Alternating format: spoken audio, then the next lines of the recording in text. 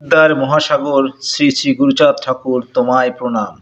কারণ তুমি এসেছিলে অন্ধকারে আলোর বর্তিকা হয়ে। উদয় হয়েছিল শিক্ষার সূর্য। নীরব কণ্ঠস্বর কথা বলার জন্য শব্দ খুঁজে পেয়েছিল অবহেলিতরা। বেঁচে থাকার সম্মান এবং আশা পেয়েছিল।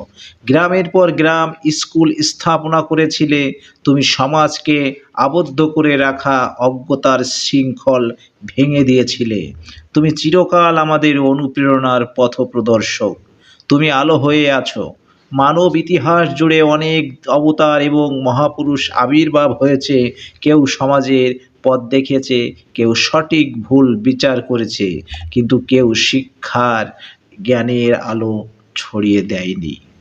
ইতিহাস সাক্ষ্য দেয় যে সমাজের একটা বৃহৎ অংশ অবহেলিত সম্প্রদায় শতাব্দীর পর শতাব্দী ধরে শিক্ষার অধিকার থেকে বঞ্চিত ছিল। যেখানে শিক্ষা স্বাধীনতার চাবিকাঠি, তাদের জীবনে অন্ধকারে ঢাকা ছিল। এই অন্ধকারের যে প্রথম শিক্ষার প্রদীপ জ্বালান, তিনি পতিতপাবন শ্রী শ্রী গুরুচাঁদ ঠাকুর।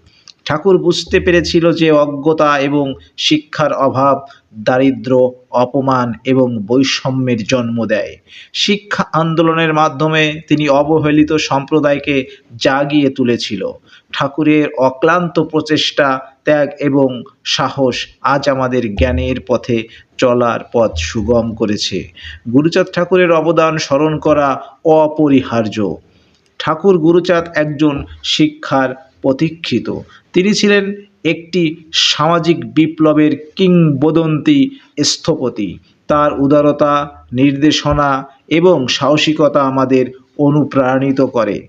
অগণিত কণ্ঠস্বরে তার প্রশংসা প্রতিধ্বনিত হোক। আমরা যা কিছু অর্জন করেছি তার সবই নিবিড়দের ত্রাণকর্তা গুরুচাঁদ ঠাকুরের দান। জয় গুরুচাঁদ, জয় হরিচাঁদ, জয় হরিবোল।